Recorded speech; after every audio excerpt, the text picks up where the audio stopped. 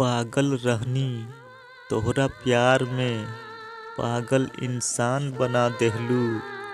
पागल रहनी तोहरा प्यार में, पागल इंसान बना देहलू। तू दिलवा तोड़ के जिंदगी हमार कूड़ेदान बना देहलू। तोहके गुलाब देत रहनी तोड़ के आपन बारी से, तोहके रोज ताकत रहनी अपन घर के दुआरी से।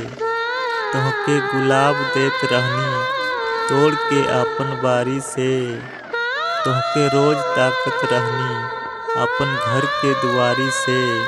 लेकिन तू दिलवा हमार चीर देहलू अपन बेवफा के यारी से। तोहरा चलते कितना रिश्ता ठुकरा देहनी, अभी ले बानी कुंवार सोचत रहनी तू दुल्हन बनके अइबू हमरा दुआर।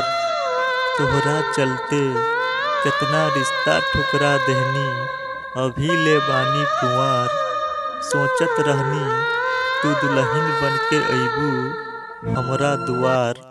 लेकिन तू दिलवा तोड़ के चल गइलू हमार।